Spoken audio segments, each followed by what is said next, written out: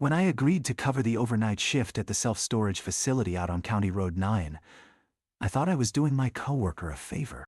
It was supposed to be an easy gig, just sit in the little office, keep an eye on the security monitors, and maybe do a patrol if you felt like stretching your legs.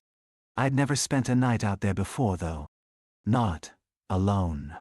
The place sits about a mile off the main highway, far enough that, once you pull off the road and the gravel crunches under your tires, you can't hear anything but the wind and maybe the distant bark of a dog. That night, it was even quieter than usual. I remember thinking, as I locked my car and started toward the office, that the silence felt thick, almost sticky, like walking through a room draped in cobwebs. Inside, the air smelled faintly of old cardboard and burned coffee. The fluorescent lights hummed overhead, that constant, flat buzz that never really lets you relax. I flicked through the check-in log. Just 3 renters had come by during the day, and plopped down in the rolling chair behind the desk. I told myself I'd make the best of it, binge a few podcasts, maybe get some reading done, easy money. It was only after I'd settled in that I noticed something odd on the monitors. The cameras feed in grainy black and white, 8 views in all. Most showed long, empty rows of metal doors reflecting the pale security lights. But on camera 7th, the one aimed at the far end of the property, there was a shape by Unit 43. I leaned in, squinting. It looked like someone standing pressed up against the door, barely moving. I felt a pinprick of unease, but reasoned it away. People sometimes came late, maybe a shift worker or someone desperate to grab something they forgot. I picked up the intercom mic and gave the usual announcement. "Attention, this is staff on duty. Please check in at the office if you need access after hours." My voice sounded thin and uncertain, even to me. The figure didn't react. I watched for another minute, waiting for them to step into the light, but nothing changed. The shape was oddly dark, as if the camera couldn't quite pin down its outline. I tried zooming the feed, but the picture only fuzzed up more. I told myself the system was glitchy. It wasn't uncommon for the cameras to lag or freeze, especially if moisture got into the wiring. Still, I logged the incident and tried to distract myself by straightening up the already tidy counter, but my hands kept going back to the monitor. A little after midnight, the wind picked up. I could hear it whistling through the gaps around the window, rattling the chain-link fence outside. The monitors flickered now and then, static lines crawling up the screen. I tried listening to a podcast, but the voices felt hollow in the emptiness. Every so often, I'd check camera 7. The shape by Unit 43 was still there, unmoving. My phone buzzed with a text from my girlfriend. Just a good night. A little heart emoji. I typed back, trying to sound breezy. "Office is boring, just me and the raccoons." For a minute, I convinced myself I was being dramatic. It was probably nothing. Maybe the camera was picking up a shadow, a pile of junk someone left behind. I almost laughed at how jumpy I'd gotten. But around 1:30, a sharp metallic clang jolted me upright. It sounded close. A heavy door slamming or something falling against metal. The sound echoed from the far end of the lot, right where Unit 43 would be. I froze, every muscle tensed, listening for footsteps, voices, anything to make it make sense. But the silence that followed was crushing, a heavy blankness pressing in from all sides. I forced myself to swallow, my throat suddenly as dry as the countertop. I glanced at the monitors. Camera 7's feed buzzed with static, the shape now gone. The other cameras showed nothing but empty pavement, rows of silent shuttered doors. I tried to tell myself it was the wind, maybe a loose lock banging against a door. But I knew the sound of wind, the way it whined and rattled. This had been sharp, deliberate. I stood up, feeling the slight tremor in my knees, and reached for the flashlight under the desk. Its cold plastic felt slick in my palm, and I realized my hands were sweating. My brain cycled through every rational explanation as I fumbled with the keys. Maybe a renter lost track of time. Maybe a stray animal got inside. Maybe, though this one I left unfinished, someone was out there who shouldn't be. I stepped outside, the office door swinging shut behind me with a soft click. The cold hit me first, sharper than I expected. The wind tugged at my hair, carrying the faint, sour tang of something rotting from somewhere nearby. Old boxes, maybe, or something left too long in the dumpsters. My shoes crunched across the gravel as I made my way toward the long corridor of storage units, the flashlight's narrow beam jittering with each step. I called out, trying to sound brisk and official. "Hello? Storage staff. If anyone's out here, you'll need to check in at the office." My voice barely carried, swallowed up by the rows of metal doors standing like sentinels in the dark. No answer. Just the wind and the distant hiss of the highway, strangely muffled. As I walked, I kept glancing back at the office, its yellow light glowing weakly through the window. I told myself it was just a few more steps. The closer I got to Unit 43, the more the air seemed to thicken, the flashlight's beam flattening against the dull gray doors. Then I saw it. The lock on Unit 43 was swinging, clacking softly against the hasp.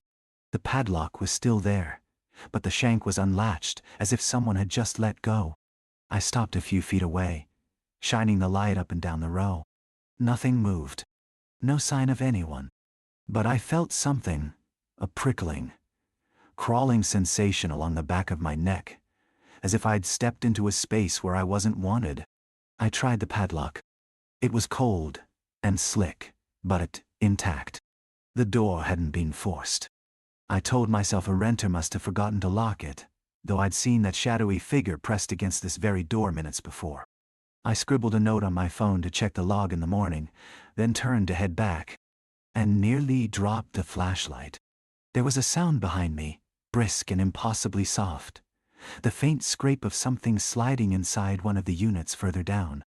I whipped the light in that direction, catching only the dull glint of another lock. The sound stopped. I forced a quick, shallow breath and called out again, louder this time. "If someone's in there, you need to come out. This facility is closed after hours." Nothing.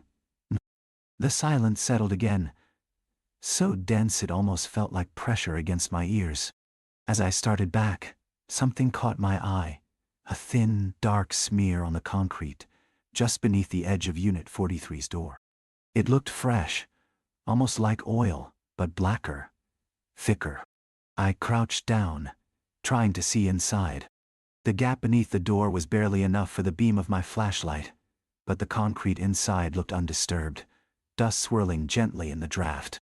The smell hit me all at once, stale and sweet, like wilted flowers mixed with something metallic. My stomach lurched. I straightened up fast, wiping my palm against my jeans as though I'd touched something foul. I wanted nothing more than to head straight back to the office and lock the door behind me, but something about the black smear held me in place. It wasn't oil. It was too thick, too tar-like, almost as if it pulsed a little in the cone of my flashlight, soaking up the light rather than reflecting it. I backed away slowly, every step feeling heavier, my legs sluggish as if the concrete was softening around my shoes. When I finally forced myself to turn, the corridor of units seemed longer than before, the security lights flickering and casting warped shadows that pooled around my feet. Halfway back, I heard the soft click of metal, the padlock on Unit 43 swinging again, even though there was no wind in that sheltered passage. The lock tapped twice, then stilled. The office felt impossibly far away, but I made myself walk, not run, telling myself I would just go inside, call my supervisor, and let someone else deal with whatever was happening. When I reached the door, I found it closed. I knew I'd left it at least slightly ajar. Now, as I reached for the handle, I noticed condensation had formed on the glass, foggy prints, as if someone had leaned their face against it from the inside. The hairs on my arms rose. I pressed my ear to the door, listening. Faintly, from within, I heard the chair wheels squeak, just once, then silence. I unlocked the door and swung it open. The office was empty, except for the little pool of light from the desk lamp. My chair was turned toward the door, not the monitors. I hadn't left it like that. The only sound was the faint hum of the fridge under the counter, and, somehow louder, my own breathing. I moved around the desk, my nerves raw, and checked each corner, even opening the janitor's closet. Nothing. None. But the air in the office felt different now, thicker, a faint undercurrent of that same sickly sweet scent from the unit outside. I sat down, fingers trembling as I flipped through the camera feeds. All 8 screens showed static for a few seconds, then flicked back on. On camera 7th, Unit 43's corridor was empty again. No figure, no motion, just the long row of doors under the flickering security light. I stared at the feed, waiting for something, anything to move. My phone buzzed in my pocket, startling me so hard I nearly knocked over the coffee mug. The notification was from the facilities app, motion detected. Unit 43 to 9 a.m. I blinked at the timestamp. The cameras must have glitched, I thought. But my hand hovered over the phone, not quite able to bring myself to play back the alert. I finally pressed it. The clip was only 5 seconds. On the grainy footage, the metal door of Unit 43 slowly rolled up a few inches, then stopped. Someone, crawled out, blurred and too dark to make out, moving on all fours, its limbs strangely long and jointed in the wrong places. The feed cut out. I lurched back in my seat, nearly tripping over the power cord. My breathing was so shallow it hurt.